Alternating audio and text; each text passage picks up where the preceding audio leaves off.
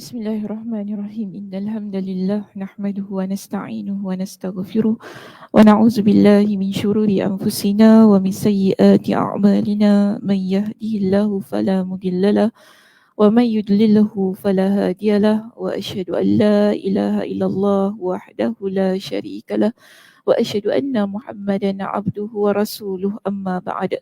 Rabbi shrah li sadri wa yassir li amri wahlul 'uqdatam min lisani yafqahu qawli. Rabbi zidni ilma warzuqni fahma. Allahumma inna nas'aluka ilman nafi'a wa rizqan thayyiba wa amalan mutaqabbala.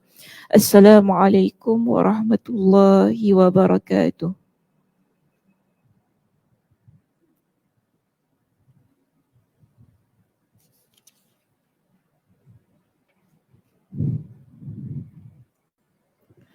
Okay, apa khabar semua, sihat hari ni? Sihat, Alhamdulillah. Sekejap ya. Hari ni masuk muka surat 297. Oh, kita berada di... Okay. Kita sudah sampai ya di bab yang terakhir. Bukan bab terakhir, topik terakhir. Topik terakhir itu dalam bab, kita bab apa ni ya?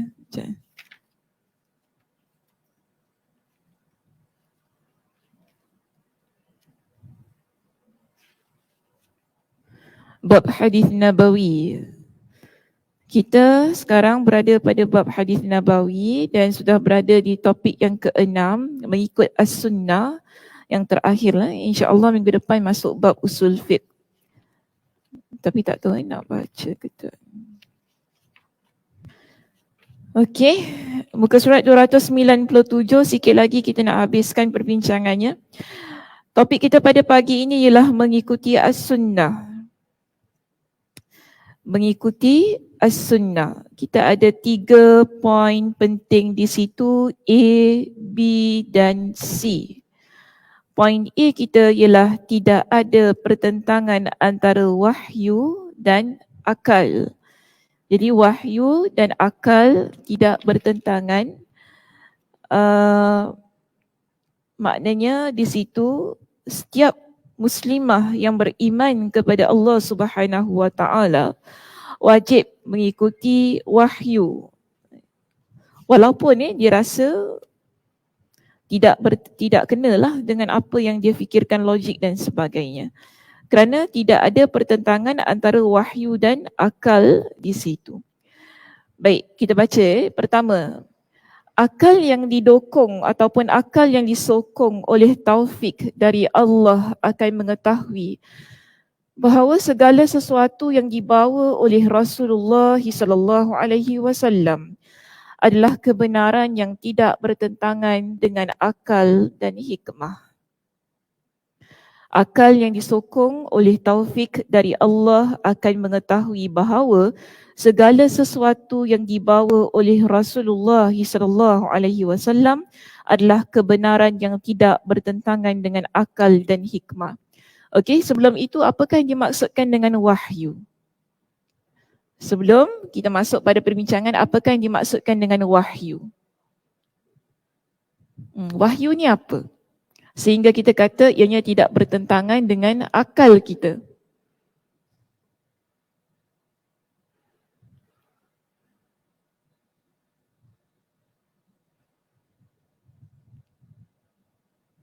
Wahyu apa wahyu? Ada siapa nak jawab? Ya, Kak Sum? Apa dia? Perintah Allah. Okey, satu kita ambil dulu. Ada yang lain?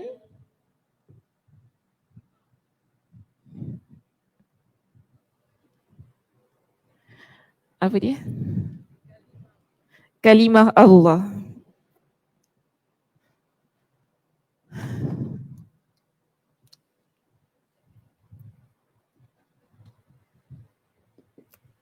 Tadi satu kata apa? Perintah Allah. Okey.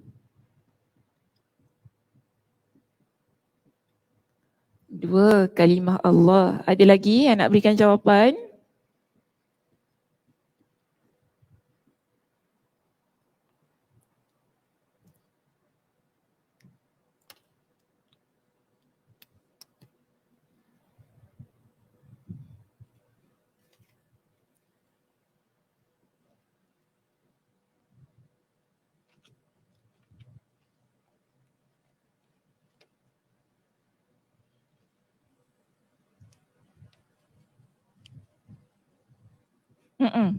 Ada yang lain?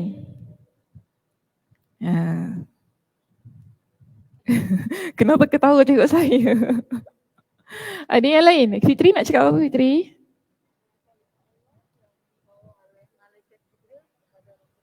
Kalimat Allah yang dibawa oleh malaikat Jibril kepada Rasulullah. Oh, dia panjangkan lagi ya. Poin yang kedua ni, kalimat Allah yang dibawa oleh malaikat Jibril kepada Rasulullah.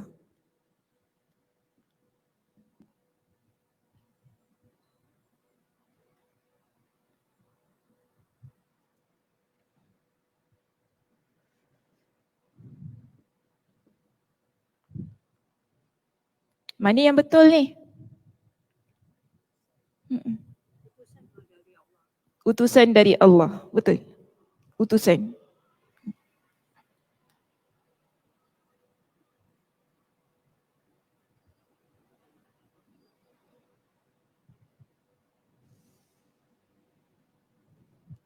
Utusan dari Allah. Banyak jawapan ni. Saya nak pilih yang mana ya jawapannya ni? Mana yang betul ni? Agak-agak mana yang betul? 1, 2, 3, 4. Semua betul? Oh, okey. Biarkan semua betul?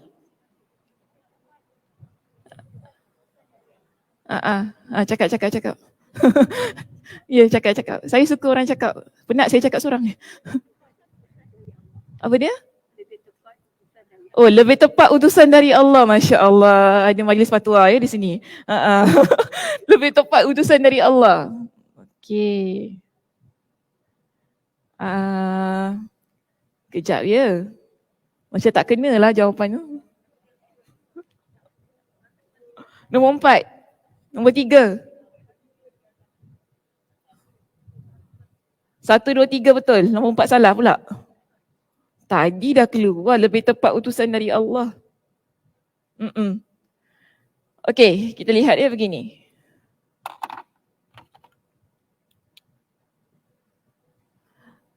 Warna hijau nampak tak? Di belakang nampak warna hijau?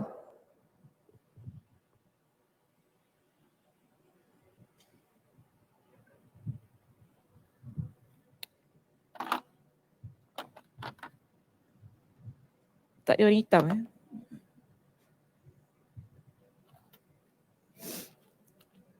Merah, jangan. Merah tak nampak ni.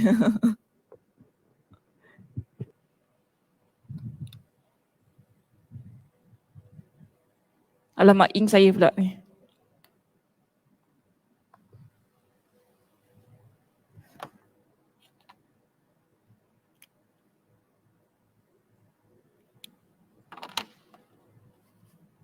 Okay lah, tak apa dah.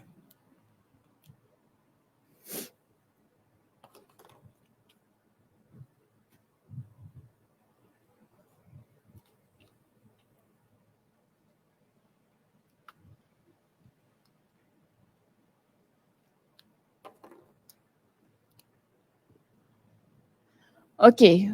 Pertama sekali ya, kita lihat wahyu daripada sudut bahasa, kita fahami ia sebagai pemberitahuan.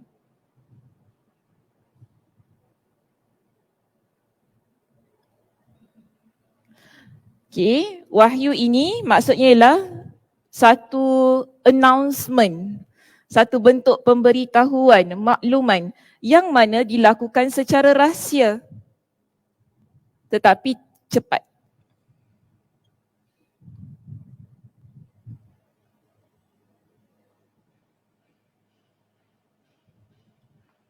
Okey, kalau kita rujuk daripada sudut lughah, dari sudut istilah. Istilah ni maksudnya yang kita faham sekarang ni lah. Dia masih lagi pemberitahuan. Tetapi pemberitahuan Allah kepada para nabi dan rasulnya.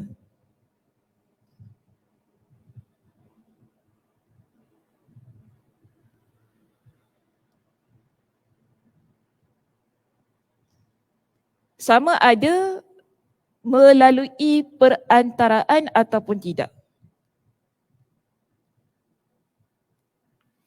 Sebab ada wahyu yang Allah Subhanahu Wa Taala turunkan tanpa melalui malaikat Jibril. Okey.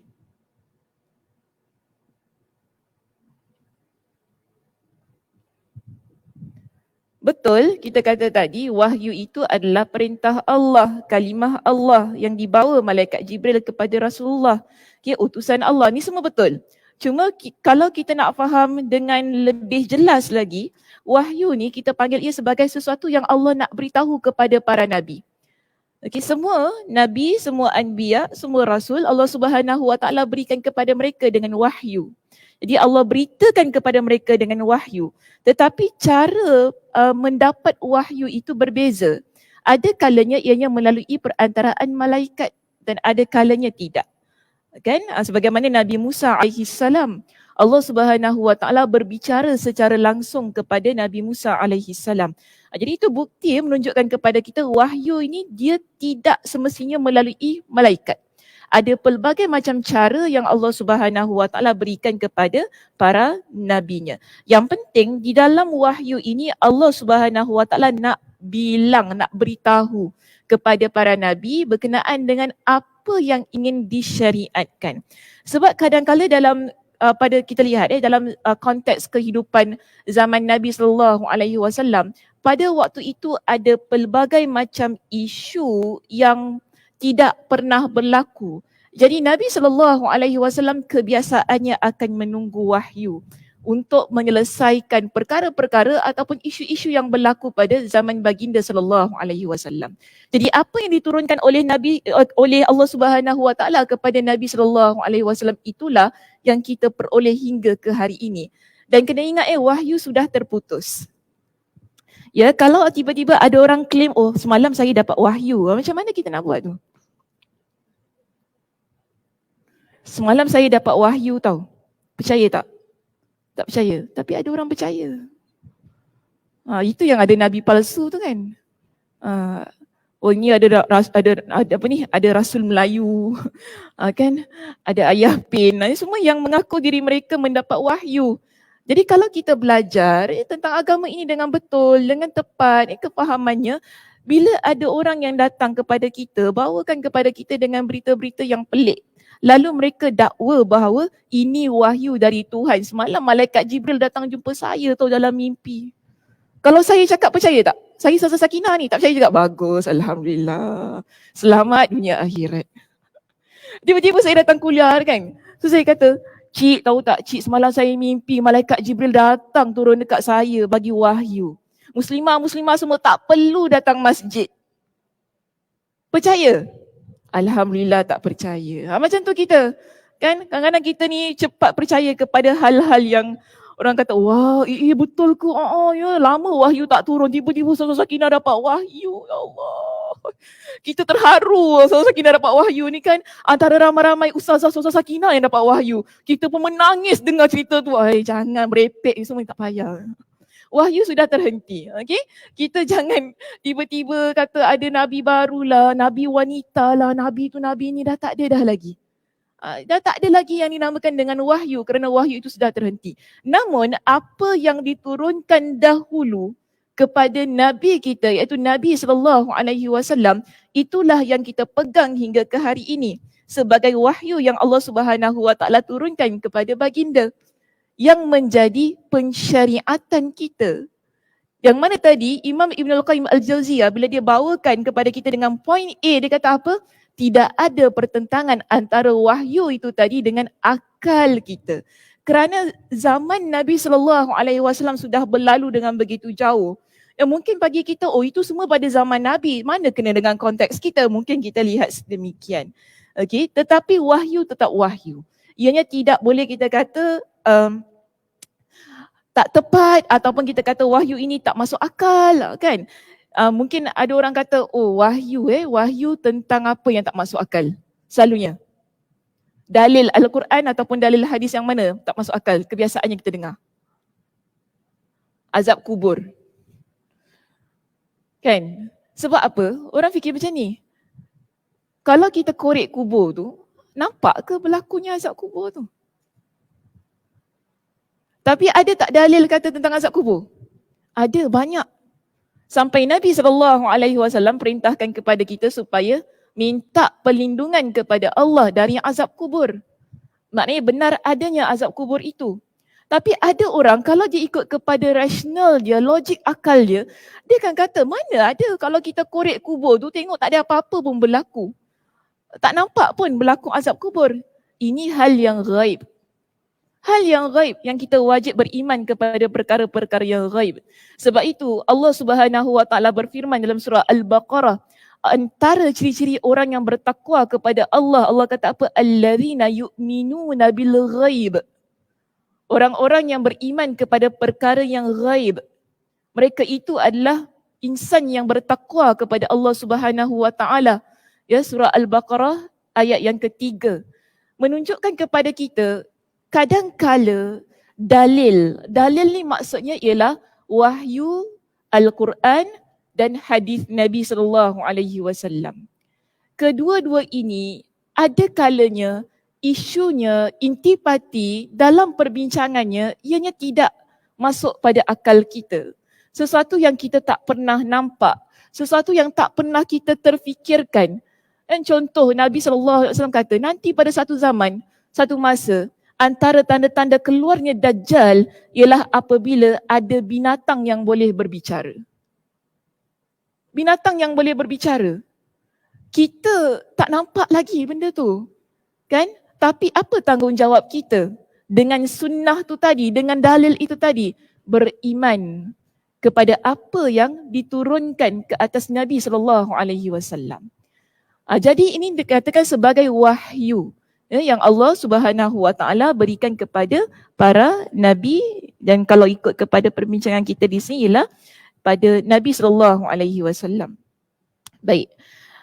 Kalau kita rujuk, saya nak bawakan pada satu lagi dalil dalam surah Al-Baqarah ayat 231 untuk membuktikan kepada kita bahawa sunnah iaitu hadis Nabi SAW adalah wahyu dari Allah Subhanahu Wa Taala. Okey. Kalau kita kata Al-Quran ini dia turun melalui perantaraan malaikat Jibril. Malaikat Jibril turun kepada Nabi, berikan kepada baginda dengan ayat Al-Quran. Al-Quranul Karim begitu sifatnya. Tetapi kalau kita kata tentang hadis Nabi SAW, hadis Nabi ini adalah bicara Nabi SAW. Tapi ada di kalangan kita yang melihat bahawa bicara Nabi SAW ini bukan wahyu. Kerana mereka kata ini kata-kata manusia, bukan kata-kata Allah. Kenapa kita nak percaya pada hadis Nabi SAW? Tetapi jika kita rujuk dalam surah Al-Baqarah pada ayat 231, Allah Subhanahu Wa Taala berfirman, apa kata Allah? Wadhkuru ni'matallahi alaikum. Ingatlah. Allah beritahu kepada kita, ingat, kita semua ni kena ingat bahawa ada nikmat yang Allah Subhanahu Wa Taala berikan kepada kita. Apa nikmatnya? Iaitu Allah utuskan Nabi SAW kepada kita ini, umat akhir zaman. Selepas Nabi SAW tidak ada lagi Nabi dan Rasul. Tidak ada. Nabi adalah Nabi yang terakhir dan kita ni adalah umat yang diberikan nikmat dengan pengutusan seorang Nabi yang terakhir itu. Jadi Allah ingatkan kepada kita, ingat tentang nikmat ini. Wa ma anzala alaikum minal kitab. Pada ayat yang sama, Allah Subhanahu Wa Taala ingatkan kepada kita, ingat nikmat Allah Subhanahu Wa Taala ke atas kalian dan juga apa yang diturunkan kepada kalian minal kitab, daripada Al-Quran, minal kitab wal hikmah. Ada dua yang diturunkan ke atas kita ini. Satu iaitu kitab. Kitab ni maksudnya ialah Al-Quranul Karim. Yang kedua al-hikmah. Al-hikmah ini bila kita rujuk dalam pentafsiran di kalangan ulama tafsir, antaranya iaitu Imam Ibn Kathir rahimahullah. Beliau mentafsirkan perkataan al-hikmah di dalam ayat itu sebagai as-sunnah. Okey? So kita ada dua tadi. Wahyu yang Allah Subhanahu Wa Taala turunkan, kita ada dua, satu Al-Kitab. Ini rujuk pada surah Al-Baqarah ayat 231 tadi ya. Al-Kitab maksudnya ialah Al-Quran. Seterusnya Allah kata apa? Al-Hikmah. Al-Hikmah di sini maksudnya ialah As-Sunnah. Atau kita kata hadis Nabi SAW.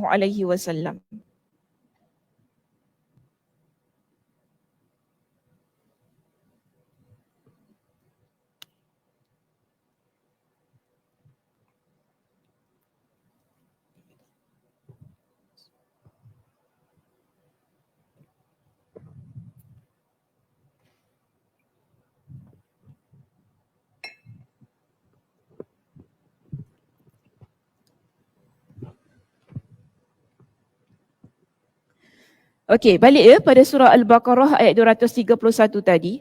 Allah Subhanahu Wa Taala ingatkan kepada kita Al-Kitab wal Hikmah, kedua-dua ini ianya adalah ya'izukum bih. Al-Kitab dan Al-Hikmah, kedua-duanya adalah antara cara untuk kita mendapatkan nasihat, peringatan, yang memberikan peringatan, yang memberikan nasihat kepada kalian tu dengannya. Wattaqullaha wa'lamu annallaha bikulli syai'in alim. Dan bertakwalah kalian kepada Allah dan ketahuilah sesungguhnya Allah Subhanahu Wa Taala dengan setiap sesuatu itu ialah Maha mengetahui. Jadi ini firman Allah Subhanahu Wa Taala bagi menguatkan bahawa wahyu itu bukan hanya Al-Quran. Wahyu itu ia ada dua, Al-Quran dan hadis Nabi SAW, iaitu As-Sunnah. Al-Quran dan As-Sunnah. Sebab itu bila kita kalau cakap kan, kita kena pegang pada Al-Quran dan As-Sunnah. Pegang Al-Quran dan As-Sunnah. Sebut begitu kan? Kenapa As-Sunnah tu kena sebut? Sebab ia adalah wahyu daripada Allah Subhanahu Wa Taala. Okey, kita lihat pada perenggan yang kedua pada poin A di situ. Dia kata begini, sementara akal yang tidak mendapatkan taufik, ia akan menyatakan bahawa ada perselisihan atau kontradiksi antara akal manusia dan naqal. Naqal tu maksudnya ialah wahyu ilahi, iaitu Al-Quran dan As-Sunnah. Juga antara hikmah dan syariatnya. Jadi kalau kita memiliki akal yang hanya berpandukan kepada logik akal semata-mata, semua perkara kita nak lihat daripada sudut rasionalnya, daripada sudut logiknya, wahyu dia tidak boleh untuk bergandingan dengan hal tersebut. So orang yang hanya memiliki taufik, iaitu petunjuk dari Allah Subhanahu Wa Taala, mereka ini akan melihat bahawa walaupun kadang-kadang wahyu itu dilihat sebagai sesuatu yang tidak memiliki rasional, tetapi kerana dia memiliki taufik, iaitu petunjuk dari Allah Subhanahu Wa Taala, maka sebab itu dia lihat tidak ada sebarang pertentangan antara wahyu dan akal itu. Ini dipanggil sebagai keutamaan ya, kita beriman kepada wahyu. Amat penting sebagai seorang muslimah yang beriman kepada Allah, wahyu menjadi panduan dalam kehidupan kita. Iaitu terutamanya As-Sunnah. Kerana kita lihat beginilah, ada orang bila dia tak faham tentang wahyu ini dan bila dia melihat bahawa wahyu itu hanya Al-Quran semata-mata, dia tidak akan beriman kepada As-Sunnah. Dia akan menolak As-Sunnah itu sebagai dalil.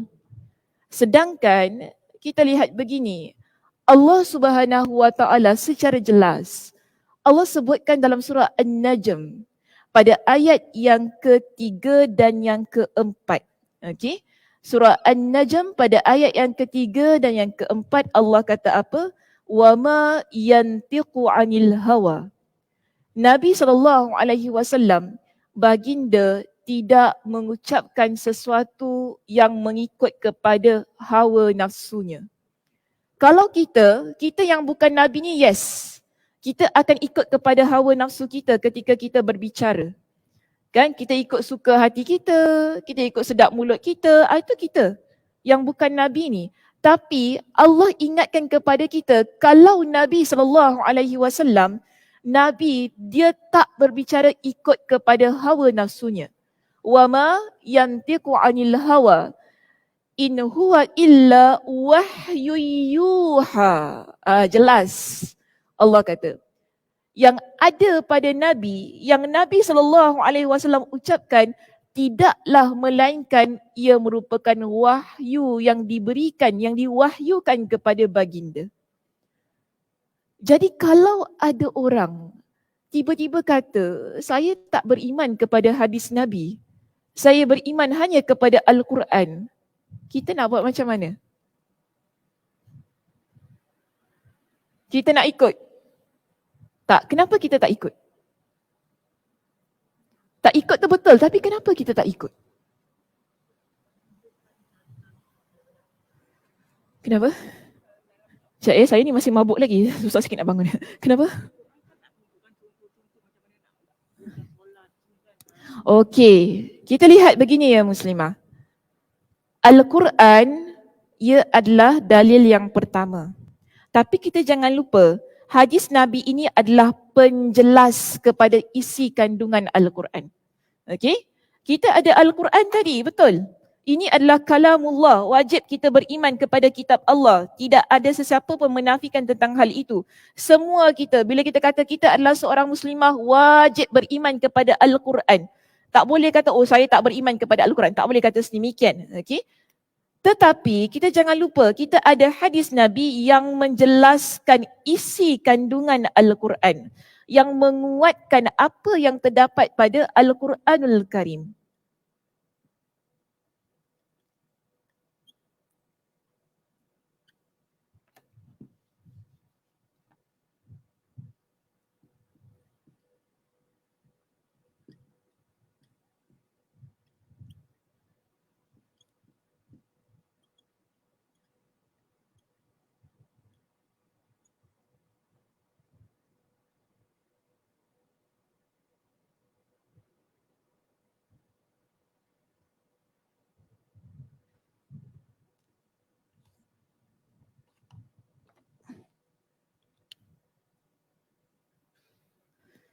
Okay, so kita ada dua perkara ini iaitu Al-Quran dan hadis Nabi yang menjadi wahyu, tetapi hadis Nabi ia menjadi penguat dan juga penjelas kepada isi kandungan Al-Quran.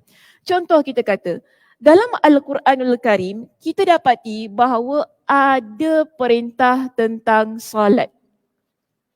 Tapi kalau orang dia kata saya tak beriman pada hadis Nabi, macam mana dia nak solat? Kenapa saya kata sedemikian? Kerana dalam Al-Quran tidak menunjukkan tata cara untuk kita melaksanakan solat. Okey? Dalam Al-Quran ada perintah. Allah suruh kita solat. Okey? Kemudian dalam Al-Quran juga ada perkara-perkara yang Allah Subhanahu Wa Taala sebutkan tentang solat sunat. Tetapi kita tidak dijelaskan dalam Al-Quran berkaitan dengan tata caranya, berapa rakaat, apa yang perlu kita baca pada rakaat yang pertama, zikirnya bagaimana, kalau batal solat apa nak buat. Semua tu dekat mana? Dalam hadis, dalam sunnah. Sebab tu topik kita di sini mengikuti as-sunnah. Kita kena ikut as-sunnah. Kerana as-sunnah itu ia adalah sesuatu yang menerangkan kepada kita bagaimana untuk beribadah.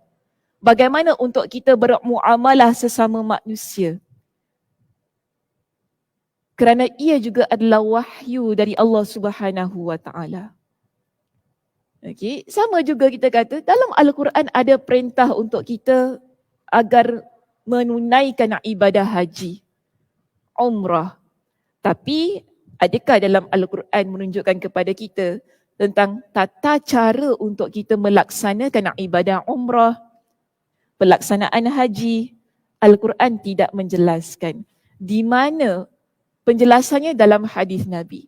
Maknanya selama ini kita beramal ya kerana perintah Allah dan tata caranya ialah sebagaimana yang ditunjukkan oleh Nabi SAW. sebagaimana yang terdapat dalam As-Sunnah. Kita tidak boleh beramal jika sekiranya kita tidak beriman dengan As-Sunnah. Sebab tu kadang-kadang pelik kalau ada tiba-tiba orang kata dia tak beriman kepada hadis Nabi. Kalau kita jumpa dengan orang yang begini, cuba tanya ni, kalau gitu awak, kalau awak kentut, batal tak solat awak? Tanya dia. Kalau dia kata batal, maknanya dia ikut As-Sunnah. Kan? Kalau awak buang angin, batal tak solat awak? Batal. Kenapa batal? Kata ikut Quran, dalam Quran tak kata gitu. Di mana katanya? Dalam hadis Nabi SAW. Nabi kata kalau buang angin memang batal solatnya.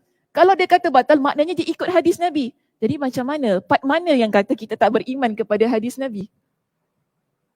Kerana penjelasan kita, setiap sesuatu itu Nabi yang tunjukkan kepada kita. Kan? Al-Quran, yes, Al-Quran kata solat, puasa contohnya kan, kita puasa. Hal-hal yang membatalkan puasa. Dalam Al-Quran ada, betul. Dalam Al-Quran kata apa? Tidak boleh mendekati isteri. Okey? Sampailah pada kita setelah kita berbuka puasa. Tapi ada banyak perkara-perkara lain yang Nabi SAW jelaskan dalam hadis baginda, dalam As-Sunnah, tentang hal yang membatalkan puasa. Bagaimana kita nak jaga puasa kita supaya ia menjadi puasa yang mantap? Nabi SAW tunjukkan kepada kita. Bila masanya kita ni nak sahur, Nabi tunjukkan kepada kita. Maknanya tidak ada satu punnya, bagi saya As-Sunnah ini, sejak kita tutup mata kita tidur tadi, sampai kita celik mata tadi pagi, hinggalah kita nak masuk dalam masjid ini, kehidupan kita 24 hours dihiasi dengan sunnah Nabi SAW. Sebab tu pelik. Kalau ada orang dia kata saya tak percaya pada hadis Nabi. Maknanya Islamnya tu ada problem. Kefahamannya pada agama ada masalah. Ya, perlu diperhalusi lagi, perlu belajar lagi, perlu mendalami lagi agama. Jadi kita ni jangan mudah terpengaruh. Kadang-kadang kita pun masalah juga. Kita mudah terpengaruh ya, dengan kefahaman-kefahaman yang salah begini, yang boleh bawa kepada kesesatan. Kita tak kata dia sesat lah, tapi kita kata dia boleh bawa kepada kesesatan. So kita sebagai seorang muslimah ni kadang-kadang kita pun mudah terikut ya. Kalau tengok yang ajaran sesat, orang perempuannya ramai. Betul tau, hari kita tengok ramai orang perempuannya. Jadi bagaimana tu kan? Kenapa kita sedemikian? Kita nakkan apa sebenarnya dalam agama ni? Kita inginkan kebenaran dalam kefahaman ketika kita beramal. Supaya kita dapat pengamalan yang betul, pengamalan yang tepat. Okey, baik. Sebab itu kalau kita lihat pada poin kita yang B, dijelaskan kepada kita tentang keutamaan untuk kita menekuni As-Sunnah. Tadi dah kata, wajib ikut As-Sunnah. Okey, kenapa kita kena ikut As-Sunnah? Maka di sini, Imam Ibn Al-Qayyim Al-Jawziyah dijelaskan kepada kita, perantara terbaik untuk dekat dengan Allah adalah pertama, menekuni As-Sunnah dan mengamalkannya secara zahir dan batin. Maknanya macam ni. Kalau kita nak mendekatkan diri kita kepada Allah Subhanahu Wa Taala, pertama sekali, ya, di samping kita mendekatkan diri kita dengan bacaan Al-Quran, kelas-kelas Al-Quran, pentafsiran Al-Quran, berkaitan dengan Al-Quran semuanya ini, kedua tu dia kata apa? Perlu ada rasa untuk menekuni As-Sunnah. Menekuni tu maksudnya kita belajar. Kita belajar bersungguh-sungguh. Ada hadis Nabi SAW. Dan juga dia kata mengamalkannya. Bukan setakat kita belajar, tapi kita perlu mengamalkan apa yang kita belajar tentang As-Sunnah itu tadi. Secara zahir dan batin. Sebab ada ramai orang ya, muslimah, ketika saya belajar, saya banyak baca artikel-artikel yang dihasilkan oleh mereka yang non-Muslim tentang hadis Nabi. Maknanya zahir itu menekuni. Zahirnya menekuni As-Sunnah, tetapi batinnya tidak. Sebab itu kita, orang yang beriman kepada Allah, as-sunnah itu bukan pada zahir kita. Maknanya bukan hanya kita setakat belajar, kita faham, tetapi kita amalkan. Ini baru kita fahami ia sebagai mengamalkan as-sunnah zahir dan batin. Kalau tak, kita hanya sekadar baca sahaja. Kita baca, kita faham, kemudian kita tulis, kita sampaikan, dia begitu. Tapi yang sebenarnya yang diinginkan ketika kita nak mengamalkan as-sunnah, kita faham as-sunnah ini ialah kita amalkan as-sunnah. Bukan setakat kita baca, kita duduk dalam kelas, kita dengar, tapi bagaimana kita berusaha untuk mengamalkan apa yang kita fahami itu tadi. Sebab tu di sini Nabi kata apa kepada kita? Ma taraktu fikum amrain. Tidaklah aku tinggalkan kepada kalian melainkan dengan dua perkara. Siapa yang mana mereka berpegang dengan dua perkara ini, Nabi jamin lan tadillu abada. Orang yang berpegang kepada dua perkara ini, mereka tidak akan sesat untuk selama-lamanya. Iaitu al-kitab wa sunnati. Kitab maksudnya ialah Al-Quran dan sunnah Nabi SAW. Jadi ada dua perkara ini yang menjamin keselamatan kita dunia dan akhirat. Al-Quran dan sunnah Nabi SAW. Sebab itu dalam wasiat Nabi yang terakhir, dalam wasiat perpisahan baginda, Nabi SAW ingatkan kepada kita, alaikum bisunnati. Hendaklah kalian berpegang dengan sunnahku. Wa sunnah khulafa'ur rasyidin al-mahdiyin. Dan hendaklah kalian ini berpegang pada sunnah khulafa' ar-rasyidin. Siapa khulafa' ar-rasyidin? Khalifah yang 4. Siapa? Abu Bakar, Umar, Osman ibn Affan, Ali. Ini 4 orang sahabat Nabi radhiyallahu anhum yang Nabi SAW ingatkan kepada kita, hendaklah kita berpegang dengan sunnah mereka juga. Sunnah Nabi dan sunnah mereka. Alaikum bisunnati wa sunnatil khulafa'ir rasyid wa sunnatil khulafa'il mahdiyyin ar-rasyidin. Nabi kata apa? Tamassaku biha wa addu 'alaiha bin nawajih. Kalian semua umat Nabi SAW hendaklah berpegang dengannya. Tapi Nabi SAW bukan hanya kata kepada kita pegang. Nabi kata addu, gigitlah ia. Addu 'alaiha bin nawajis. Gigitlah ia dengan gigi gerham. Kenapa tak gigit dengan gigi depan? Nabi suruh kita pegang dan gigit sunnah itu dengan gigi gerham kita. Kenapa? Kuat kan gigi belakang ni kan? Nak cabut susah tau. Masa Ramadan saya nak cabut gigi belakang tu. Perjuangan ya. Perjuangan. Susah je nak lepas tu. Sebab gigi tu kuat kat belakang ni. Gigi gerham kita ni kuat. Wisdom tooth kita panggil kan. Gigi belakang tu kuat. Bila dah cabut tu dia punya sakit berbulan pula tu. Nampak kekuatan dia, sakit dia. Lepas tu saya kata dengan doktor tu, doktor saya taubat nasuhar cabut gigi. Sebab dia kata dengan saya sebab bawah dah cabut kan. Atas tu kena cabut juga. Dia kata, kita Ustazah atas tu kena cabut sebab kalau kita tak cabut nanti dia sengit. Structure gigi tu dia akan sengit ke bawah sebab dia kan rapat gini kan. So bila bawah dah tak ada tu, bawah tu dia kosong kan. Jadi atas tu dia tak ada nak mengetap tu. Jadi atas tu kena cabut. So saya kata doktor saya taubat nasuha. Nak cabut gigi. Ya taubat sakit tu. Memang sakit tu kan. Tak boleh tak. Sakit tu. Memang tak boleh saya kata. Tu saya teringat Nabi kata gigit sunnah tu dengan gigi gerham. Kenapa? Sebab itu gigi yang paling kuat. Gigi depan ni tak kuat. Kita kunyah gigi depan ke gigi belakang? Gigi belakang. Yang boleh lumatkan, yang boleh buat kita telan makanan kita bila kita gigit dengan gigi belakang kita kan? Ada tak gigit gigi depan? Jadi tak jadi. Itu rabbit kartunnya. Kan? Itu rabbit dalam kartunnya gigit carrot telan kan. Itu rabbit dalam kartun. Jangan ikut rabbit tu. Masalah kesihatan tu kalau makan telan tu. Sebab makanan tu tak lumat lagi. Ya, tak elok untuk kita punya jantung dan kesihatan kita kalau kita makan sedemikian. Kita lumatkan makanan kita, kita gigit makanan kita guna gigi gerham kita.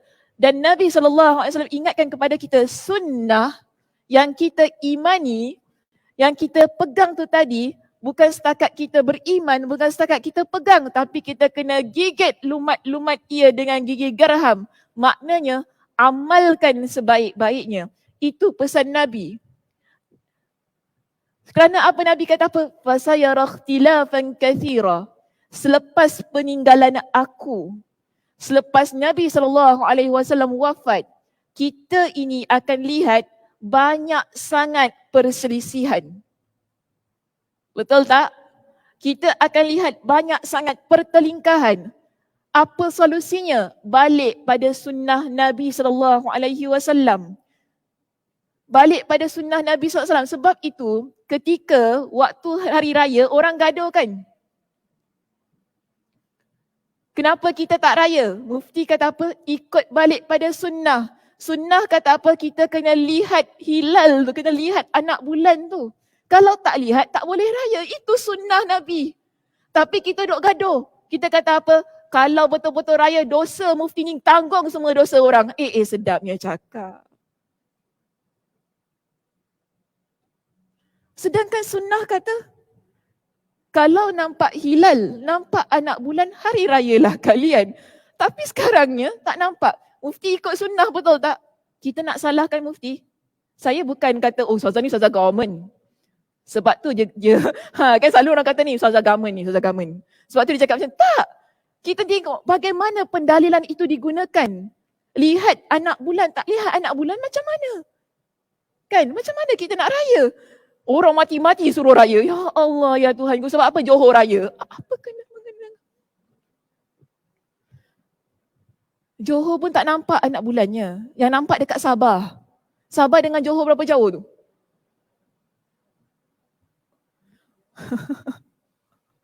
Sabar kita ni. Kata Asatiza Singapura ni semua diam. Asatiza government kena makan duit. Apa duitnya? Tak ada duit pun kita dapat ni. Dah kena suap ni semua ni. Apa kadang-kadang pelik manusia ni. Kadang-kadang pelik. Takkanlah kita nak buat satu hukum ni tentang hari raya memang pun tak boleh buat main-main. Sebab ia ibadah. Okay, ia ibadah. Cuma yang saya peliknya tu, masa kata kita ni lagi sebulan, lagi seminggu nak raya tu kan sedih lah konon-kononnya lah ya. Ramadan nak tinggalkan kita. Lepas tu tak boleh raya, mengamuk kau. Patut alhamdulillah ya. Ada satu lagi Ramadan, Masya Allah, tabarakallah, kita dapat lagi. Mudah-mudahan malam ni Lailatul Qadar. Rebut lagi peluangnya untuk beribadah, qiyamul lail, untuk tapi ni bergaduh dekat Facebook, bergaduh dekat IG semata-mata tak dapat raya. Mana sebulan berpuasa, mana letaknya tu? Yang Nabi ajar kita kalau jadi orang yang berpuasa, lidah kita lidah orang yang baik, itu sunnah Nabi. Kena ingat ya muslimah.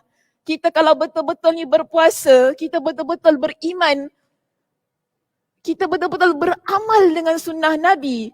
Puasa tu banyak sunnah Nabi tau kita buat ketika kita dalam bulan Ramadan. Tapi kalau kita dalam keadaan yang lagi sehari tu, penamatnya tu kan, seolah-olah nampak macam orang tak puasa kita ni kadang-kadang. Sedih. Mana letaknya sunnah? Sedangkan dalil yang digunakan kenapa tak raya ialah ikut kepada sunnah tu tadi. Sebab itu, kita lihat begini ya, apa-apa perkara yang berlaku pada akhir zaman ini, pada zaman kita, Nabi dah ingatkan kepada kita, fasayara ikhtilafan katsira. Selepas aku wafat, kalian ini umat Nabi SAW akan lihat banyak sangat pertelingkahan, akan lihat banyak sangat isu yang berlaku. Apa solusinya? Fa'alaikum bisunnati. Nabi ingatkan kepada kita, hendaklah kalian berpegang kepada sunnahku. Bukan setakat pegang tau muslimah, tapi Nabi kata, addu 'alaiha bin nawajid. Gigit sunnah itu sampai lumat-lumat. Pegang betul-betul, kita akan selamat dunia dan akhirat. Sebab tu kadang-kadang kita ni jangan cepat marah pada sesuatu hukum yang ditetapkan ataupun yang difatwakan.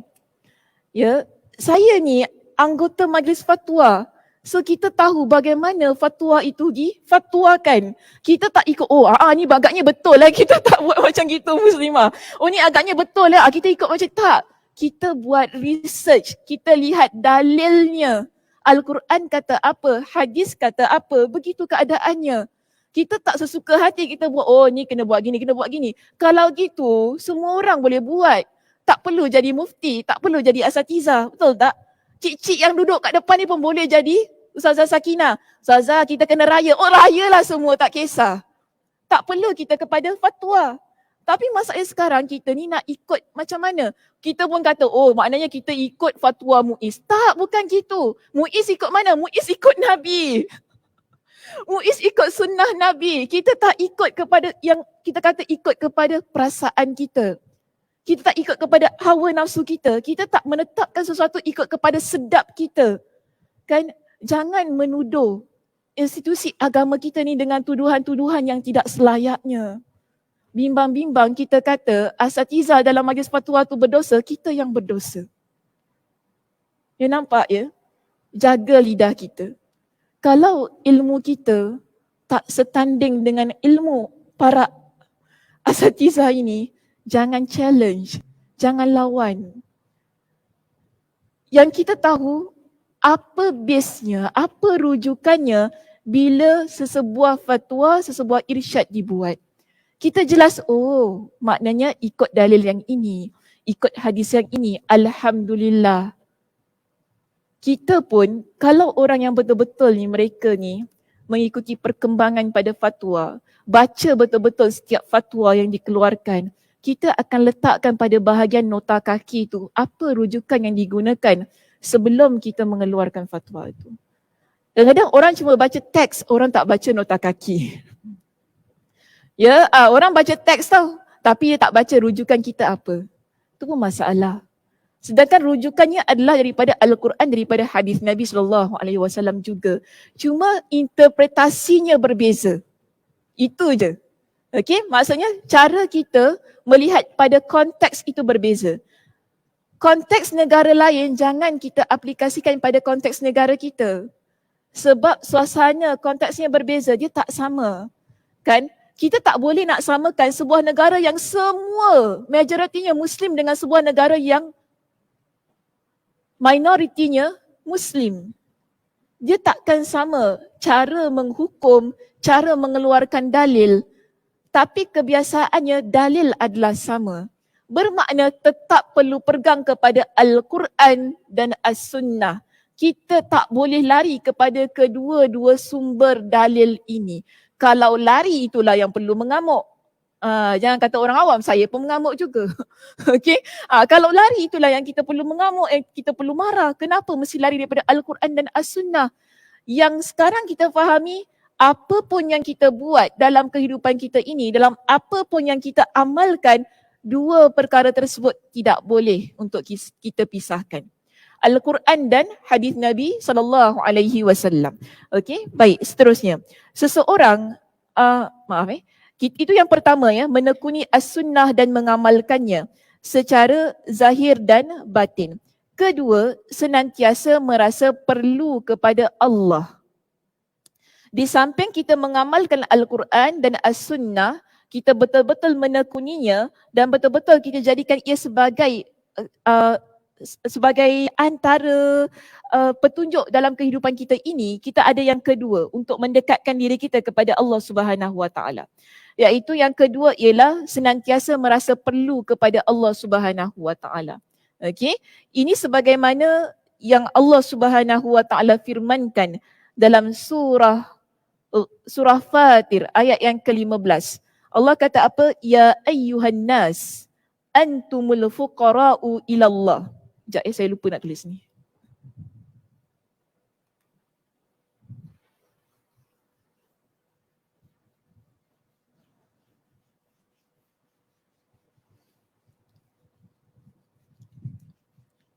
Dah semangat cerita tadi terlupa dulu. Sekejap ya.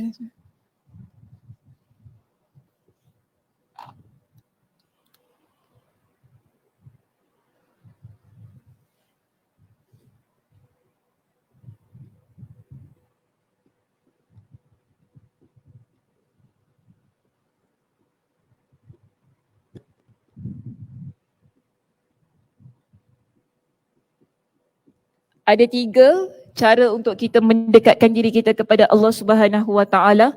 Pertama ialah belajar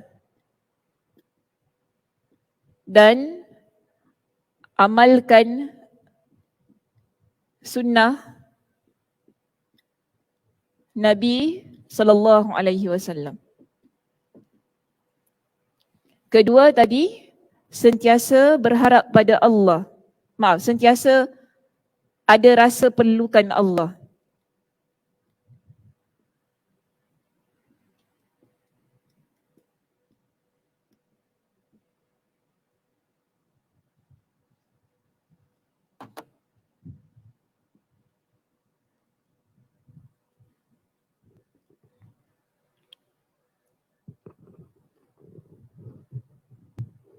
Okey.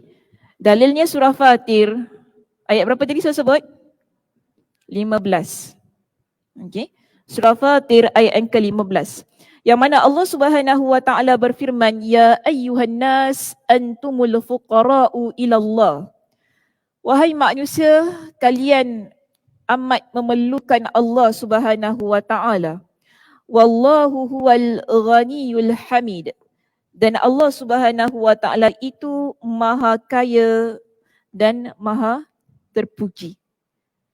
Imam Ibn Kathir rahimahullah ketika dia mentafsirkan surah Fatir ayat yang ke-15 ini, dia kata apa? Manusia perlukan Allah di setiap gerak dan diam mereka. Sedang Allah Subhanahu Wa Taala tidak perlukan kita sama sekali. Okay, dalam hidup kita ini kita amat perlukan Allah Subhanahu Wa Taala. Tidak ada satu saat pun dalam hidup kita ini kita boleh tinggalkan Allah Subhanahu Wa Taala. Kerana apa? Kena ingat, setiap detik nafas kita yang kita hembuskan, ia adalah nikmat dari Allah Subhanahu Wa Taala. Tidak ada satu pun yang menjadi milik kita. Siapa yang memberikan kekuatan untuk kita datang ke sini? Allah Subhanahu Wa Taala. Okey? Siapa yang memberikan kepada kita dengan penglihatan? Allah Subhanahu Wa Taala. Siapa yang memberikan kepada kita dengan pendengaran? Allah Subhanahu Wa Taala. Seluruh kehidupan kita Allah yang beri. Sebab itu kita perlukan Allah Subhanahu Wa Taala. Jika Allah Subhanahu Wa Taala tidak berikan kepada kita dengan semua itu, kita tidak ada apa-apa. Daripada hujung rambut kita hingga hujung kaki kita ini, semuanya adalah milik Allah Subhanahu Wa Taala. Dalam keadaan kita belajar hadis Nabi, belajar sunnah Nabi itu tadi kan, juga mengamalkannya, perkara yang kedua ni jangan kita lupa. Iaitu ada rasa perlukan Allah Subhanahu Wa Taala. Sebab itu kita perlu banyak minta pertolongan Allah Subhanahu Wa Taala. Nabi SAW ada memberikan wasiatnya kepada Muaz ibn Jabal, dan saya banyak kali baca doa ini di sini. Nabi pernah ingatkan kepada Muaz ibn Jabal ketika mereka dalam keadaan yang musafir. Nabi kata kepada Muaz ibn Jabal, ya Muaz, wahai Muaz, jangan kamu tinggalkan kalimat ini setelah solat. Setiap kali, maknanya setiap kali selepas kita melaksanakan solat kita, kita baca doa ini. Iaitu Allahumma a'inni ala zikrika wa syukrika wa husni ibadatik. Allahumma a'inni, ya Allah, bantulah aku. Kenapa kita minta bantuan Allah? Sebab kita perlukan Allah. Sebab tu setiap hari kita minta bantuan dari Allah Subhanahu Wa Taala. Allahumma a'inni ala zikrika. Ya Allah, bantulah aku untuk sentiasa zikir kepada Engkau. Ingat kepada Engkau.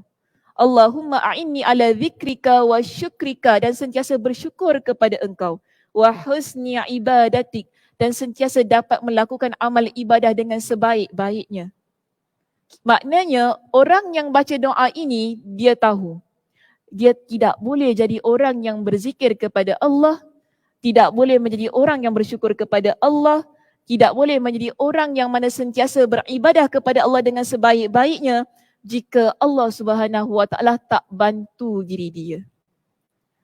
Doa itu tadi jelas menunjukkan kepada kita, semua kita ini amat perlukan Allah, sehingga itulah yang diajarkan oleh baginda Nabi SAW kepada kita. Doa itu perlu diamalkan setiap hari selepas kita melaksanakan salat kita, dan mudah-mudahan Allah Subhanahu Wa Taala sentiasa bersama dengan kita dalam setiap amalan ibadah kita. Okey. Seterusnya yang ketiga di situ. Apa poinnya? Selalu mengharapkan keredaannya dan dalam setiap perkataan dan perbuatan.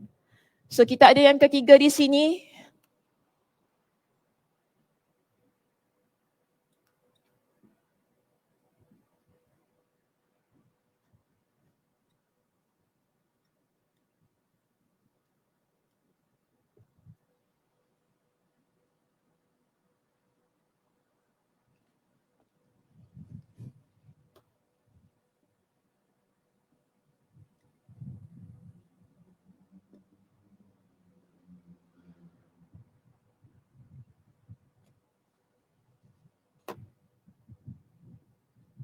Mengharap redha Allah dalam setiap ucapan kita, perkataan kita dan perbuatan kita.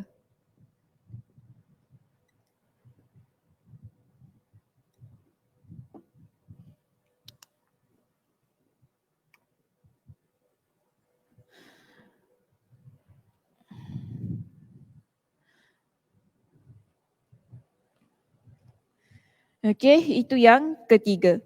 Jadi mengharap redha Allah pada ucapan dan perbuatan, maknanya ucapan yang kita ucapkan ialah ucapan-ucapan yang baik. Begitu juga perbuatan-perbuatan kita, ia mesti perbuatan-perbuatan yang baik. Redha lawannya apa? Murka. Okey. Maknanya di sini bila kita kata kita mengharap kepada redha Allah, kita berusaha supaya tidak melakukan perbuatan-perbuatan yang boleh mendatangkan kemurkaan Allah pada ucapan dan perbuatan kita. Maksudnya jaga ucapan kita, jaga lidah, ya. Bila Allah Subhanahu Wa Taala, bila Nabi SAW dalam hadis-hadis baginda larang kita ni mengumpat, larang kita ni mengkhianati, larang kita buat perkara-perkara yang menyakiti orang lain, bermakna situ tinggalkan. Kenapa kita tinggalkan perbuatan itu? Kerana kita nak harapkan redha Allah Subhanahu Wa Taala dalam setiap ucapan dan perbuatan kita. Baik, seterusnya. Seseorang tidak akan boleh dekat dengan Allah kecuali setelah dia melalui ketiga hal itu. Seseorang yang nak dekat kepada Allah, tiga perkara utama ini perlu dipegang baik-baik. Satu tadi, belajar hadis Nabi dan mengamalkan hadis Nabi SAW. Kedua ialah kita perlu ada rasa perlukan Allah Subhanahu Wa Taala. Ketiga, kita perlu mengharapkan redha Allah dalam setiap ucapan dan perbuatan kita. Jadi orang yang nak mendekatkan dirinya kepada Allah Subhanahu Wa Taala, ketiga-tiga perkara ini perlu dipastikan ada pada dirinya. Jika tidak ada ataupun jika sebaliknya, kita lihat dia kata di sini, tidaklah hubungan seseorang dengannya terputus, melainkan kerana dia meninggalkan ketiganya ataupun mengabaikan salah satunya. Jadi tiga-tiga ni mesti komplit, ya. Kita tak boleh pilih. Oh, saya cuma nak amalkan sunnah lah tapi tak nak harap redha Allah. Boleh? Maknanya tak amalkan tu. Setiap orang yang mengamalkan hadis Nabi SAW adalah insan yang mengharapkan redha Allah Subhanahu Wa Taala. Tapi kalau hanya sekadar nak mengharapkan redha Allah, ada orang yang mengharapkan redha Allah tapi tak nak mengamalkan as-sunnah. Ada tak? Macam mana tu?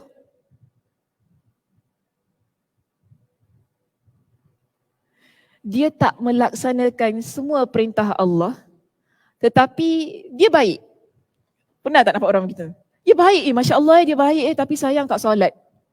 Maaf saya gunakan contoh yang sedemikian supaya nak bagi mudah nampak. Baik orangnya tapi dia ada tapi. Okey, dia ada tapi di situ. Sebab kita gini, kalau kita nakkan redha Allah, kita perlu buat semua perintah Allah. Kita perlu buat semua yang terdapat dalam Al-Quran dan hadis Nabi SAW. Dan kita perlu tinggalkan apa yang Allah Subhanahu Wa Taala larang. Kan? Ada ketakwaan dalam diri kita. Barulah kita kata kita mengharap redha Allah. Kita tak kata tiba-tiba kita jadi baik, oh saya ni harapkan redha Allah, saya harapkan redha Allah. Dia tak tepat.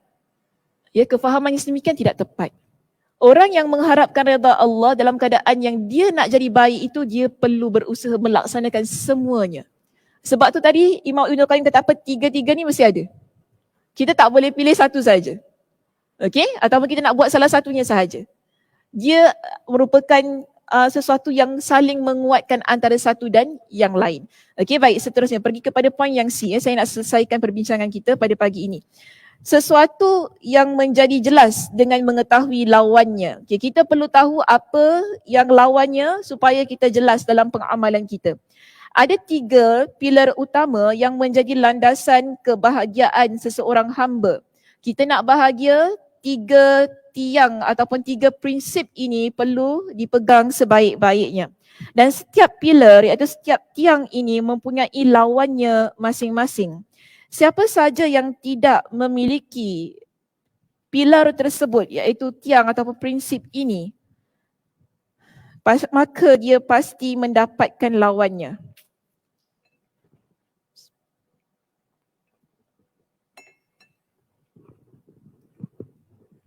Okey, lihat muka surat yang berikutnya. Ketiga dasar yang dimaksudkan beserta lawannya masing-masing ialah tauhid. Pertama, kita nak adakan kebahagiaan dalam hati kita, pertama mesti ada tauhid. Tauhid ini ialah beriman kepada Allah, bahawa Allah Subhanahu Wa Taala adalah Tuhan yang Maha Esa, tidak ada Tuhan melainkan Allah Subhanahu Wa Taala. Okey, itu tauhid. Tapi tauhid ini lawannya syirik. Okey, tauhid lawannya syirik. Jadi kalau kita nak adakan kebahagiaan hati kita ini, pertama jaga tauhid kita dengan baik-baik. Jangan buat perkara-perkara yang mensyirikkan Allah Subhanahu Wa Taala. Okay, jangan letakkan sesuatu itu sama dengan Allah Subhanahu Wa Taala.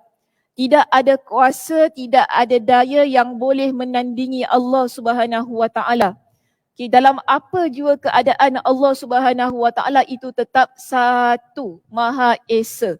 Tidak ada yang boleh kita letakkan ia setanding. Walaupun orang kata pokok tu berkuasa. Kan? Ada orang takut pokok daripada takut Allah. Itulah yang dia kata nenek cucu tumpang lalu. Takutnya pada pokok lebih.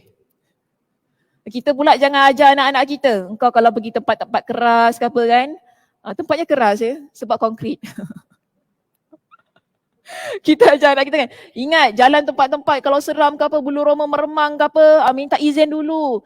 Datuk nenek cucu tumpang lalu. Ni mak-mak selalu ajar dekat anak-anak. Ya cik-cik jangan ajar gitu cik-cik, tak elok. Bimbang ya berlaku kesyirikannya di situ.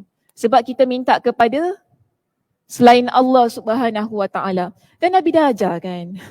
Nabi sebelum kita ni masuk Islam ni, sebelum Nusantara ni ya, datang ke Islaman yang Nusantara ni, Nabi SAW dah ajar dah kita. Nabi kata apa? Kalau kita ni datang, kita pergi ke sebuah tempat, kita baca apa? A'udzu bikalimatillahi tammati min syarri ma khalaq.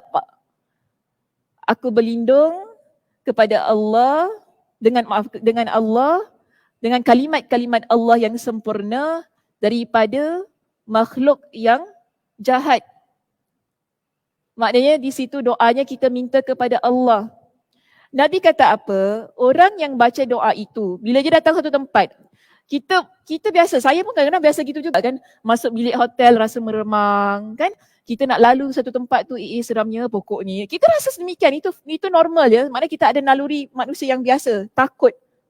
Tapi kita jangan amalkan amalan-amalan yang membesarkan benda itu. Itu silap kita. Kita buat satu amalan ataupun kita melakukan perbuatan yang mana buat jin tu rasa lebih hebat. Sebab apa? Kita mensyirikkan Allah Subhanahu Wa Taala. Tapi kalau kita buat sesuatu yang bertepatan dengan as-sunnah yang Nabi SAW ajar itu tadi, kita baca doanya yang doa yang betul tadi kan. Nabi kata apa? Siapa yang baca doa itu, bila dia pergi daripada tempat itu, tidak ada yang akan mengganggunya sampai dia pergi daripada tempat tersebut. Doanya ringkas. Itulah yang kita ajar pada anak-anak kita. Kan? Kita juga amalkan. Tak payahlah nak minta izin dengan jin. Imam Ibn Kathir rahimahullah, dia ada cerita dalam kitabnya. Dia bawakan sebuah riwayat. Dia kata, jin ni asalnya takut dengan kita tahu manusia. Jin bila nampak kita manusia, mereka lari bertempiaran. Mereka takut macam mana kita takut sekarang ni kalau kita nampak hantu. Kita lari kan? Jin begitu asalnya. Tapi oleh kerana manusia ini buat perkara syirik, dia nampak manusia minta tolong dengan dia. Oh, dia takut kita rupanya. Jin tu kan. Dia takut kita rupanya. Apa kita takut dengan dia? Jin ni jadi makin bertambah-tambah lah dia punya besar. Oh, dia takut kita rupanya. Kita buat je makin takut kita. Kita buat je makin syirikkan Allah Subhanahu Wa Taala. Itu yang jadinya sampai ke hari ini. Sampaikan jin tu dah tak ada hal dah tengok kita. Alah, Kak Som. Apa hal lah Kak Som, tak ada apa takut dengan dia. Kak Som jadi takut dengan dia macam tu kan. Tapi cuba kalau Kak Som tak takut dengan dia. Alamak, Som tu tak takut dengan aku lah buang karen je kacau dia. Aja gitu keadaan dia kan. Dia automatik. Kalau kita tak layan dia, kita tak ganggu dia ataupun kita tak takut dengan dia, dia pun akan larilah. Kan? Selalu kan kita kata, kalau nampak anjing, jangan tunjukkan kita takut kat anjing tu kan. Betul tak? Kenapa?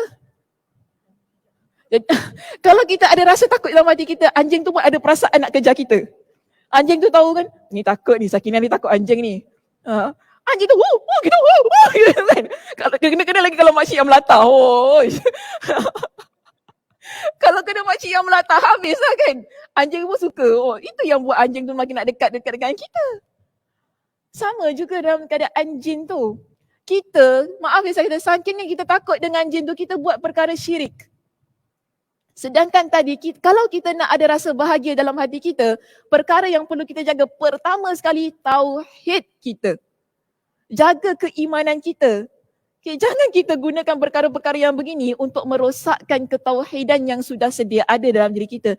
Alhamdulillah ya muslimah, kita ni semua rata-ratanya beriman kepada Allah Subhanahu Wa Taala.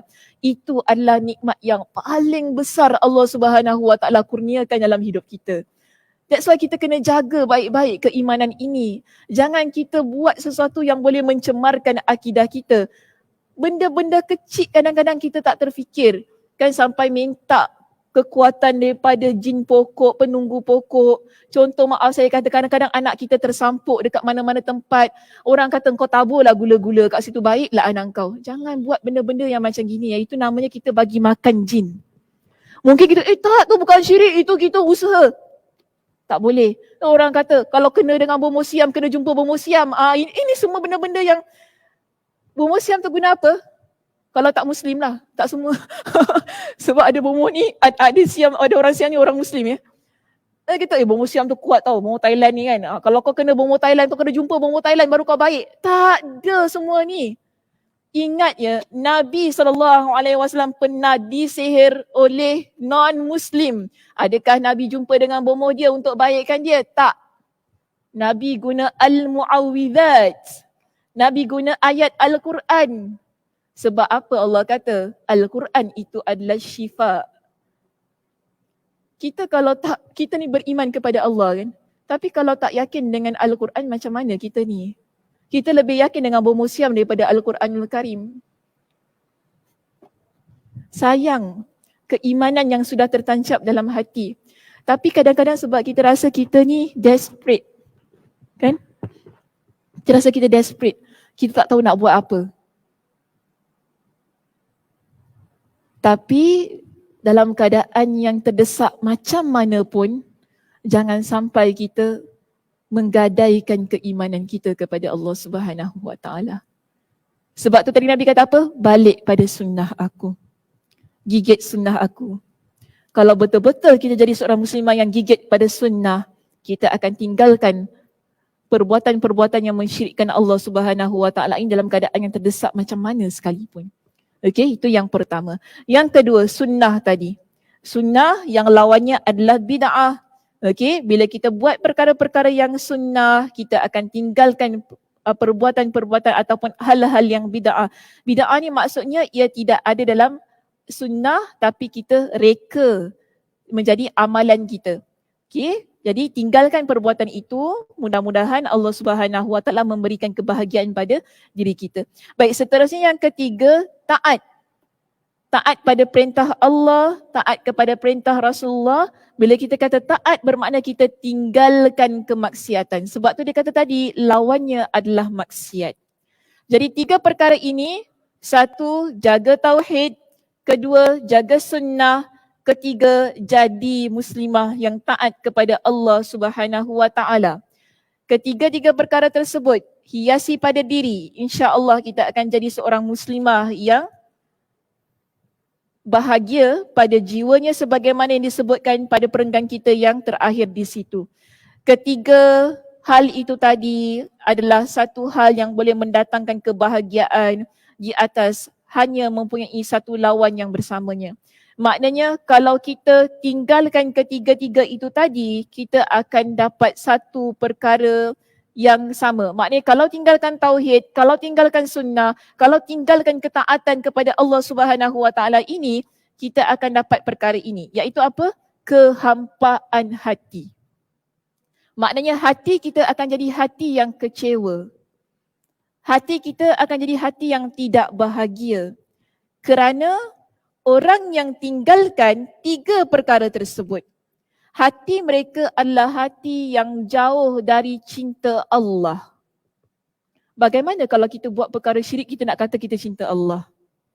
Orang yang cinta Allah, dia takkan buat perkara-perkara yang mensyirikkan Allah kan? Kita kalau cinta kepada Allah, takkan kita nak menduakan Allah Subhanahu Wa Taala. Kita akan jaga keimanan kita. Sebab itu Imam Ibn Al-Qayyim kata apa? Orang yang buat perkara syirik, yang dia tinggalkan tauhid tadi, hati dia adalah hati yang hampa.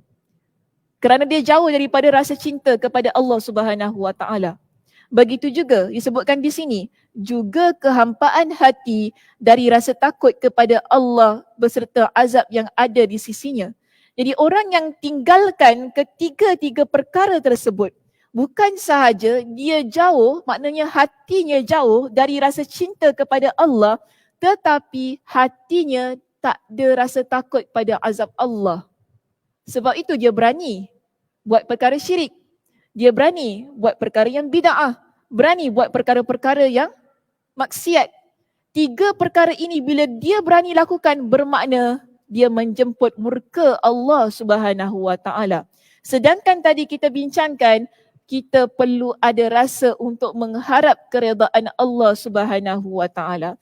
Saya nak tutup perbincangan kita pada pagi ini tentang mengharap redha Allah Subhanahu Wa Taala. Nabi SAW ada ingatkan kepada kita, dalam hidup ini yang pertama sekali yang perlu kita kejar ialah redha kita kepada Allah Subhanahu Wa Taala. Jangan kita kejar redha manusia. Redha ni maksudnya kita boleh ambil beginilah. Apa yang orang suka, apa yang orang cinta. Ya. Kalau kita kejar redha manusia, kita tak akan ke mana. Sebab itu dalam sebuah hadis yang diriwayatkan oleh Imam Ibn Hibban dalam kitabnya Sahih Ibn Hibban, beliau jelaskan kepada kita, Nabi SAW ada menyebutkan, manil tamasa ridallah, siapa yang dia berusaha untuk mendapatkan redha Allah, orang ini akan dapat apa? Bisa khatin nas, tak kala manusia murka pada dia. Maknanya dia buat satu perkara, orang ramai tak suka dia buat perkara tersebut. Tapi perkara itu mengundang redha Allah. Okey? Contoh, saya berikan contoh ni sahaja ya. Maaf kalau terkena pada sesiapa. Contoh kita kata begini, kita nak pakai tudung. Tapi ramai orang kata, kau pakai tudung tak cantik lah Sakinah. Maknanya manusia lebih suka tengok kita tidak bertudung. Kan? Sekarang ini, kalau kita ikut kepada kesukaan orang ramai itu tadi, alamak kalau saya pakai tudung nanti orang ramai semua tak suka saya macam mana? Ramai orang tak like nanti gambar saya. Contoh contoh. Kan ramai orang tak like gambar saya macam mana? Ramai follower saya hilang. Kan orang kata saya tak pakai tudung lagi cantik. Bermakna kita ni lebih suka kepada kata-kata manusia, perhatian manusia. Tapi Nabi kata, orang yang mana dia cari redha Allah, yang mana pada waktu itu manusia murka pada dia, ada dua perkara yang akan dia peroleh. Satu, Allah akan redha pada dia. Maknanya kalau dia pakai tudung juga, tak kira lah orang nak kata muka dia macam nenek kebayan ke, kan, tua ke, umur 30 nampak macam 60 ke, tak kira lah orang nak kata apa, dia tetap pakai tudung. Sebab apa? Saya nak cari redha Allah, bukan redha manusia. Orang yang begini, Nabi kata, pertama Allah redha pada dia, cantik hidupnya. Kedua, Allah akan buat manusia lain redha pada dia. Maknanya kita kalau nak cari kecintaan manusia ini, pertama sekali cari redha Allah. Ya, kalau kita dapat redha Allah, automatik manusia akan suka pada kita. Siapa yang tak suka pada orang yang baik? Betul tak? Semua orang suka pada orang yang baik. Kalau orang tak suka pada orang yang baik, maknanya ada something wrong dengan hati dia. Kita kalau nampak orang baik, tiba-tiba kita benci, maknanya ada sesuatu yang tak kena pada jiwa kita, pada hati kita, hatinya sakit. Tetapi orang yang memiliki jiwa yang baik, jiwa yang murni, bersih, dia kalau nampak manusia yang baik, dia akan terus jatuh cinta. Ayat tu macam salah Jatuh cinta takut, jatuh cinta sembarang tak boleh. Maksudnya, yelah maknanya kita kalau nampak orang yang soleh, kita suka kan? Alhamdulillah, kita nampak orang yang salat, kita nampak orang yang berzikir kepada Allah, kita nampak orang yang buat perkara-perkara yang baik, kita nampak dia baik dengan mak dia. Hati kita akan terus rasa suka pada dia, betul tak? Ada kata, asal kau baik dengan mak kau Ada tak orang cakap macam tu? Kalau dia cakap macam tu, something wrong dengan diri dia. Kan? Aku tak suka kau ni baik sangat dengan mak kau. Asal kau baik ni? Tak payahlah, mak kau pandai-pandailah jaga diri dia sendiri. Ada masalah. Okay, ada masalah tu. Sebab itu di sini Nabi kata apa? Kalau kita buat satu perkara yang mana kita nak kejar redha Allah, tapi dalam keadaan sedemikian ada orang yang tak suka dengan perbuatan kita. Ada orang yang murka dengan perbuatan kita. Kita buat juga perbuatan itu kerana niat kita adalah redha Allah, bukan nak cari kesukaan orang ramai. Allah bagi kita dengan redha dia, Allah juga berikan kepada kita dengan redha manusia yang lainnya. Tapi kalau sebaliknya, maknanya sebaliknya ialah kalau orang itu dia iltamasa ridhan nas, dia mencari redha manusia di atas murka Allah. Maknanya dia buat perkara yang Allah murka. Tapi kenapa dia buat? Kerana orang ramai suka. Okey, orang ramai suka dia buat perkara ini. Okeylah, saya suka gelek-gelek depan ni Ingat orang perempuan jangan gelek-gelek. Banyak kali saya cakap. Jangan buat buat TikTok ke apa-apa video ke apa, jangan gelek-gelek depan kamera ni. Tak elok. Nak cakap saya kuno cakap lah. Nak cakap ustazah ni tak open minded narrow minded. Ni ustazah ni. Ustazah Sakinah ni. Dia tak bagi kita gelek pula. Jangan gelek-gelek lah. Sebab badan kita ni aurat. Ni alhamdulillah dah tutup aurat Kita jadi muslimah yang dah tutup aurat pakai tudung. Alhamdulillah. Jangan kita nak berjoget-joget sana gelek sini. Nanti goyang bumper depan belakang muslimah. Jangan tunjukkan kepada orang kita ni jadi orang perempuan lokek sikit. Maknanya saya kata, bukan saya kata tak boleh ambil gambar, bukan saya kata tak boleh nak ambil video ke apa, boleh, tapi lokek-lokek lah sikit. Maksudnya kedekut untuk tunjukkan diri kita di halayak ramai ni. Kan kalau Ustazah Sakinah memang tak boleh nak buat apalah. Yang pentingnya saya tak gelek depan orang macam tu. Kita kata kita jadi orang perempuan jangan murah sangat tunjukkan diri kita. Okay, kalau dah boleh ambil gambar tu, alhamdulillah ambil je gambar. Tunjuk tak? Sudah, tapi janganlah sampai semuanya geleknya nak tunjuk kan. Lenggoknya nak tunjuk. Jangan buat tu. Tapi ramai orang suka kan. Kita kan Ustazah, benda ni trend tau Ustazah. Ramai orang buat, kita pun nak buat. Ramai orang suka. Adakah kita nak ikut kepada kesukaan orang ramai itu tadi? Kita nak ikut yang mana satu? Sedangkan Allah larangnya kita ni orang perempuan buat benda-benda yang begini. Kita kena jaga diri kita ni. Saya tak bias gender. Jangan kata, oh Ustazah ni bias. Orang lelaki nak gelik tergolek semua boleh. Orang perempuan tak boleh. Saya tak nak. Bukan begitu maksud saya.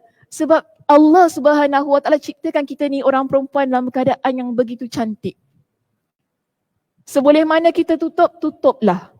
Kalau dah tutup, tutuplah betul-betul lah. Macam tu maksud saya. Okay, dalam keadaan yang tertutup ni jangan buka. Maksudnya jangan buat hal-hal yang boleh mengundang fitnah. Jangan buat perkara-perkara yang boleh buat orang gairah. Jangan buat perkara-perkara yang boleh orang angau tengok kita. Senang kata macam tu. Kan tak kira di kalangan lelaki ataupun di kalangan perempuan. Allah Subhanahu Wa Taala suruh kita ni orang perempuan jaga diri kita ni baik-baik. Sama juga dengan orang lelaki. Tapi kita ada keistimewaan yang lebih daripada orang lelaki. Adakah itu kita kata Allah ni berat sebelah? Tak. Allah beri kepada kita dengan keutamaan yang lebih daripada orang lelaki untuk kita jaga amanah itu. Bukan untuk kita sia-siakan. Tapi masalahnya sekarang kita lebih suka buat satu perkara ini kerana orang suka, orang like, orang nak tengok benda tu trend. Tinggalkan sesuka mana pun manusia dengan perbuatan tersebut. Sebab apa? Kita nak cari redha Allah. Tapi kalau kita buat juga yang mana ia mengundang kepada murka Allah, Nabi ingatkan kepada kita orang yang begini, sakhitallahu alaihi wa askhata alaihi nas. Allah akan murka kepada dia dan manusia juga akan murka kepada dia. Saya nak simpulkan begini, jangan kita rasa kita buat sesuatu yang orang suka, semua orang akan suka pada kita. Sedangkan itu adalah perkara yang Allah murka. Mungkin ada orang suka tapi ramai orang tak suka apa yang kita buat. Kerana ia adalah perbuatan yang mengundang murka Allah Subhanahu Wa Taala. Jadi kita perlu banyak hati-hati. Dalam keadaan kita nak mengharapkan redha Allah ini, perlu banyak muhasabah. Pada setiap ucapan, pada setiap perbuatan kita. Namun kalau niatnya memang kerana redha Allah yang tidak mengundang fitnah, maksudnya tidak mengundangkan bual bicara orang kerana kita buat adalah perkara yang baik. Kalau orang cakap juga sedangkan kita buat perkara yang baik, itu antara dengan Allah Subhanahu Wa Taala. Yang penting kita tahu kita buat perkara yang baik dah sudah. Okey, sebab saya kadang-kadang ada orang mesej saya, dia kata apa, Ustazah, saya pergi kelas Ustazah, ada mak mertua saya kata saya ni action baik, konon-konon ikut kelas Ustazah. Sebab tu saya post dekat FB. Tak kisahlah mak mertua awak nak cakap awak kononnya baik ke, awak bajet alim ke apa. Yang penting perkara itu baik. Sudah, buat saja. Kerana saya tak nafikan ada manusia kadang-kadang ia ingin menghentikan kebaikan-kebaikan yang kita buat. Okey. Kalau begitulah keadaannya, ini murka manusia saya sebut tadi, biarkan sahaja. Kerana niat kita awal itu tadi ialah redha Allah. Dan kita yakin orang yang ingin mendapatkan redha Allah dalam kehidupan dia, kalaupun ada segelintir manusia yang tak suka, Allah akan hadirkan ramai lagi orang yang akan suka kepada dia. Yang penting sekarang, pertama sekali cari redha Allah, secara automatik redha manusia itu akan ada pada diri kita. Wallahu a'lam bishawab. Terima kasih Muslimah di atas perhatiannya. Mudah-mudahan Allah Subhanahu Wa Taala meredai kita dalam pertemuan ini dan mudah-mudahan Allah Subhanahu Wa Taala memberikan kepada kita dengan kekuatan, kesihatannya untuk terus-terusan dalam menuntut ilmu Allah Subhanahu Wa Taala. Saya tutup pengajian kita dengan tasbih kafarah. Subhanakallahumma wa bihamdika asyhadu an la ilaha illa anta astaghfiruka wa atubu ilaik. Assalamualaikum warahmatullahi wabarakatuh.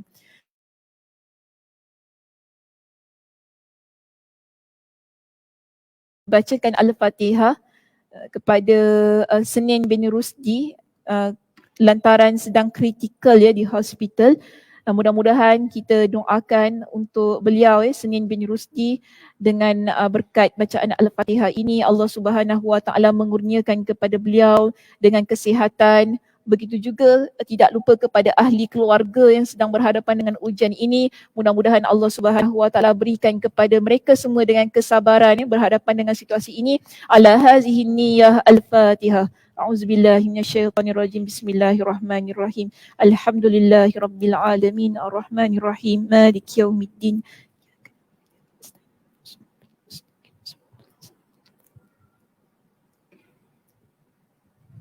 Okey, itu sahaja pengajian kita. Jumpa lagi insya-Allah pada minggu hadapan.